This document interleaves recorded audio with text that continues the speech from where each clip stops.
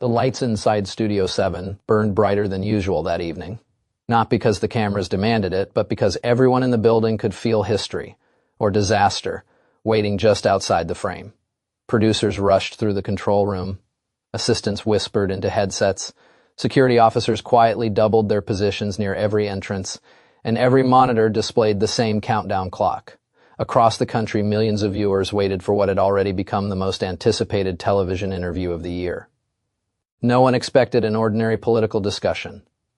Rumors had circulated for days that billionaire presidential frontrunner Victor Langston had agreed to sit down with veteran television host Catherine Reed after weeks of refusing every other network.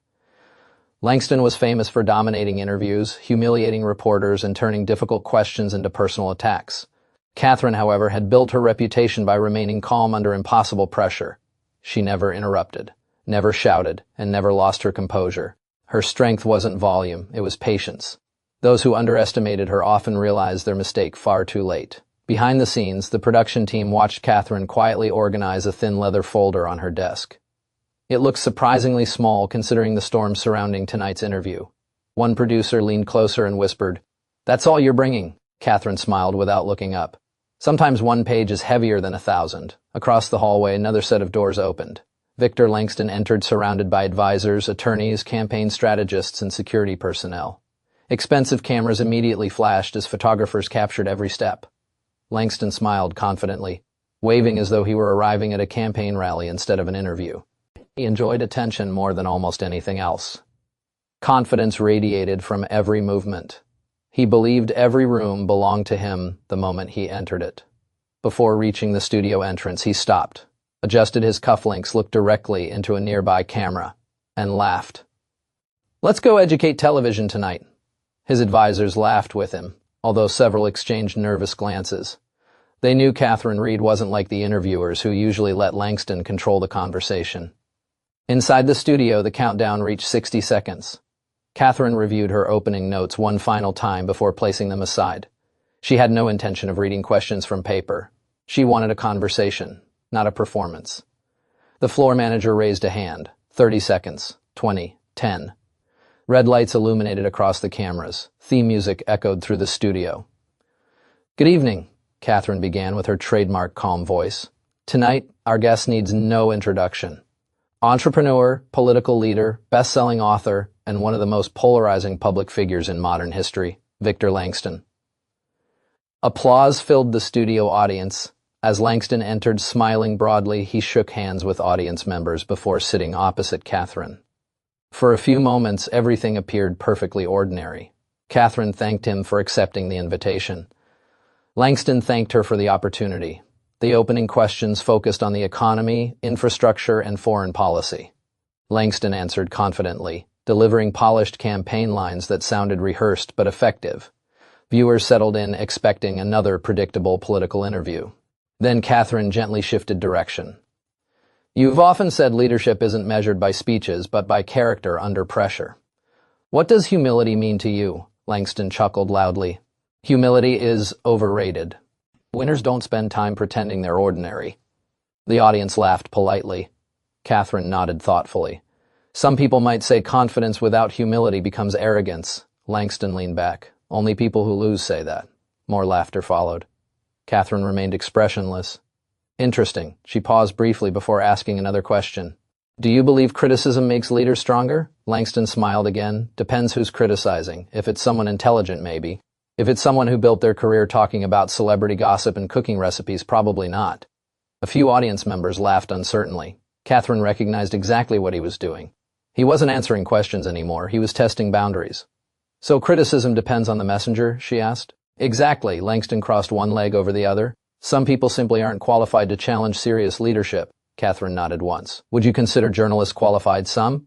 Television hosts very few." The studio suddenly became silent. Langston grinned. "You asked?" Catherine smiled politely. "I did." Langston leaned toward her. "You're popular, you're entertaining, you're good at making audiences comfortable. But this, national leadership, international strategy, that's heavyweight business." He looked around the audience dramatically before delivering the line his campaign staff would later wish he'd never spoken. "Honestly, Catherine, you're lightweight." Several audience members gasped softly. Others laughed awkwardly, unsure whether it was a joke. Social media clips began spreading within seconds. Inside the control room, producers exchanged worried looks. One whispered, "He's making it personal." Catherine didn't react. She simply folded her hands together. "Lightweight?" she repeated. "Absolutely." Langston smiled confidently. "Nothing wrong with it. Every profession has different levels. You're good television. I'm dealing with world affairs." The audience waited for Catherine to defend herself. Instead, she asked quietly, "Would you mind if I shared something?" Langston shrugged confidently.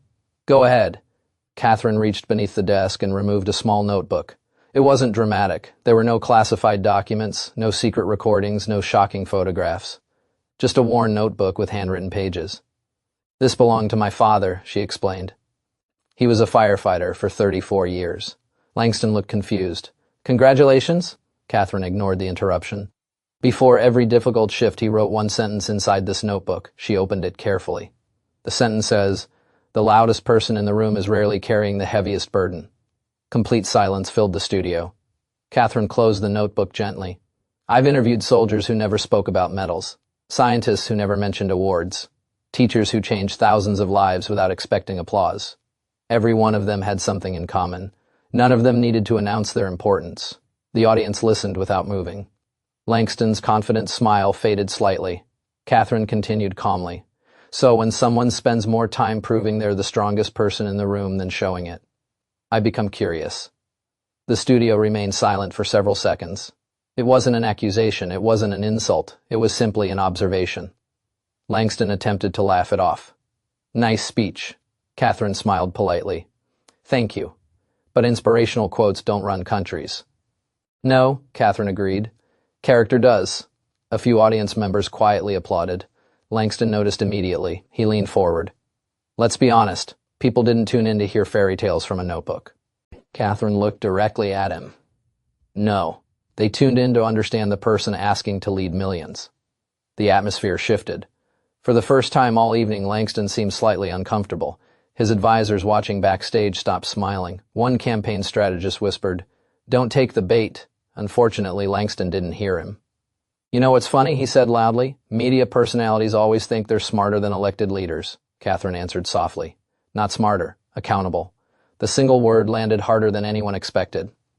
Across social media, clips of the exchange spread rapidly. Viewers debated who was winning. News websites published live updates. Inside the studio, Catherine remained remarkably calm while Langston became increasingly animated. "Accountable?" he repeated. "I've built companies employing thousands," Catherine nodded. "And that's worth discussing. I've negotiated billion-dollar deals, also worth discussing. I've survived investigations, election scandals." Catherine waited. "Exactly," she said after a brief pause. "Which is why people expect detailed answers instead of personal attacks." Applause erupted spontaneously. Langston looked toward the audience, visibly irritated. "Are they clapping because that's a good point?" he asked sarcastically. "Or because television audiences love drama?" Catherine smiled. "Perhaps because respect doesn't require applause, but disrespect usually earns consequences." Again, the audience applauded, louder this time. The floor manager glanced toward producers in disbelief. Ratings were climbing by the second. Every major news organization had already begun broadcasting live clips from the interview. Meanwhile, outside the studio, thousands of people gathered around giant screens in public squares, restaurants, and airports. Some supported Langston, others supported Catherine. Nearly everyone agreed on one thing: this interview had become far bigger than anyone expected. Back inside the studio, Langston loosened his tie slightly. It was almost invisible, but Catherine noticed. Small physical changes often revealed emotional ones. She decided not to press harder. Instead, she asked another straightforward policy question about education funding. Surprisingly, Langston answered professionally. The temperature in the room cooled for several minutes. Then Catherine asked her final question before the commercial break. "One last thought before we pause. Earlier you described me as lightweight. May I ask how you define strength?" Langston smiled again, believing he had regained control. "Strength is simple, winning." Catherine tilted her head slightly. "Only winning?" "Absolutely, never listening. Listening matters when others have something valuable to say. Never admitting mistakes?" Langston hesitated for less than a second. "Great leaders don't waste time apologizing." Catherine nodded thoughtfully. "Interesting." She looked directly into the main camera. "Because after speaking with hundreds of military commanders, emergency responders, judges, doctors, teachers, entrepreneurs, and community volunteers over the last 20 years, I've noticed something different." She paused just long enough for every viewer to lean closer. "The strongest people I've ever met never introduced themselves by calling someone else weak." Complete silence. Even the audience seemed afraid to breathe. Langston stared across the desk without speaking. Catherine didn't smile. She didn't celebrate. She simply thanked viewers for joining them and announced a short commercial break. As the cameras cut away, the room finally exhaled. Producers rushed across the studio. Makeup artists approached both chairs. Langston remained seated, staring at the desk. One advisor hurried over, whispering urgently, "Stop making it personal. Stay on policy." Langston waved him away without looking up. Across the room, Catherine quietly sipped water while a producer leaned down and whispered, "That sentence is already everywhere." Catherine looked confused. "Which one?" The producer held up a phone displaying millions of live reactions. The screen showed the quote spreading faster than anything the network had aired all year. "The strongest people I've ever met never introduced themselves by calling someone else weak." Catherine read it once before placing the phone back in the producer's hand. She didn't smile. She simply looked toward the stage where Victor Langston sat silently preparing for the second half of the interview. Neither of them realized that the next hour wouldn't simply shape headlines. It would permanently reshape how millions of people remembered that night. The commercial break lasted only 4 minutes, but inside Studio 7, it felt like an entire day had passed. Producers rushed from monitor to monitor as audience numbers climbed at a pace none of them had ever witnessed. Social media feeds refreshed so quickly they were almost impossible to follow. News organizations interrupted regular programming to discuss a single sentence spoken only moments earlier. Every network wanted clips, every commentator wanted analysis, every campaign office wanted damage control. Yet inside the studio, the atmosphere was strangely quiet. Victor Langston remained seated behind the interview desk, pretending to review policy notes while secretly replaying the conversation in his mind. He had entered believing he would dominate another television host with quick insults and overwhelming confidence. Instead, every personal jab seemed to strengthen Catherine Reed rather than weaken her. That realization frustrated him more than any difficult policy question ever could. Across the stage, Catherine stood near a camera operator, calmly thanking the production crew for their work. She laughed softly at a joke from one of the technicians, accepted a bottle of water, and waited patiently for the countdown to resume. She looked exactly the same as she had before the interview began. That composure bothered Langston more than open criticism ever could. He had spent years learning how to respond to anger, outrage, and confrontation. Calm confidence was different. It couldn't be interrupted or shouted down. It forced him to think before reacting, and thinking while frustrated had never been his greatest strength. One of his senior advisors hurried over carrying a tablet filled with live polling data. "Victor," he whispered urgently, "you're still doing well on policy questions, but the personal comments aren't landing. People think you're attacking instead of answering." Langston barely glanced at the screen. "Polls change every hour." "Yes," the advisor replied carefully, "but this trend is happening faster than we've ever seen." Langston looked away without responding. Across the control room, another producer counted down the final seconds. 5, 4, 3, 2. The red camera light illuminated once again. Catherine smiled warmly toward the main lens. "Welcome back. Before the break, we discussed leadership, public service, and accountability. I'd like to continue by asking about decision-making during moments of crisis." Langston immediately straightened in his chair. Finally, he thought, a subject he could control. "Leadership," he began confidently, "is about making difficult decisions quickly. Hesitation costs lives. Strength means acting before everyone else understands what's happening." Catherine nodded thoughtfully. "Speed certainly matters during emergencies." "Exactly," Langston replied. "People don't want endless debate. They want someone willing to act." Catherine folded her hands together. "Would you agree that acting quickly also increases the responsibility to admit mistakes when they happen?" Langston paused briefly. "Mistakes happen to everyone, even leaders, of course." Catherine waited another moment before asking gently, "Can you name one significant mistake you've personally made in public life?" The audience immediately became silent again. Langston smiled, buying himself time. "I've trusted the wrong people occasionally," Catherine nodded. "Can you give a specific example? There have been many. Which one taught you the most?" Langston shifted slightly in his chair. "Experience teaches lessons every day," Catherine smiled politely. "Certainly. But is there one decision today that you would handle differently if given another opportunity?" Several seconds passed. They weren't dramatic seconds filled with shouting. They were something much more powerful, quiet seconds filled with expectation. Millions of viewers leaned closer to their screens, waiting for a direct answer. Langston finally responded. "No leader succeeds by constantly looking backward." Catherine nodded. "Fair enough." She glanced briefly toward her notes before asking another question. "Would you agree that public trust increases when leaders acknowledge errors openly?" "Sometimes. Why only sometimes?" "Because opponents exploit honesty." Catherine considered his answer carefully. "Perhaps, but supporters often respect honesty even more." A ripple of applause spread through the audience. Langston noticed it immediately. "You have a very supportive crowd tonight," he said sarcastically. Catherine smiled. Actually, our audience includes supporters from every political viewpoint. We invited them deliberately. Langston looked across the audience more carefully. He realized she was right. Some wore campaign pins supporting him. Others clearly opposed him. Many wore nothing at all. They weren't applauding politics. They were responding to ideas. That realization made the conversation more complicated. Catherine continued. Let's imagine a hypothetical situation. Langston nodded cautiously. Suppose a respected executive makes an important decision that later proves unsuccessful. He has two options. First, blame everyone around him. Second, acknowledge the mistake, explain what happened, and improve. Which approach creates stronger long-term leadership? Langston answered quickly. The second. Catherine smiled. I agree. She paused only briefly. So why do powerful people so often choose the first? The audience laughed softly. Even Langston smiled despite himself. Human nature, he admitted. No one enjoys admitting failure. Catherine nodded. That's probably one of the most honest answers you've given tonight. Unexpected applause filled the studio again. This time, Langston couldn't decide whether it helped or hurt him for the first time since arriving. He realized Catherine wasn't trying to trap him. Every difficult moment had begun with his own decisions. She simply allowed viewers to watch those decisions unfold naturally. During the next several minutes, the discussion shifted toward economic policy, technology, education, and national infrastructure. Both participants spoke respectfully, disagreeing firmly but professionally. The tension eased enough that many viewers assumed the earlier confrontation had passed. Then Catherine reached for a small card resting beside her notebook. Before tonight's interview, she explained, our viewers submitted thousands of questions. We obviously couldn't ask all of them, but one appeared more frequently than any other. Langston nodded confidently. Let's hear it, Catherine read slowly. How should leaders respond when ordinary citizens disagree with them? She looked back toward Langston. Simple question, complicated answer. Langston smiled. Not really. Leaders should listen carefully, explain their reasoning, and continue making the decisions they believe are right. Catherine tilted her head slightly, even when criticism becomes personal. Especially then, Catherine paused. Interesting. She looked directly at him.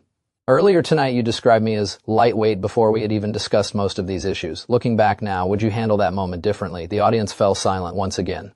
Langston understood exactly what she was asking. This wasn't about winning an argument anymore. It was about demonstrating the principle he had just described. His advisors backstage practically held their breath. For several long moments no one spoke. Finally Langston exhaled slowly. Perhaps, he began carefully.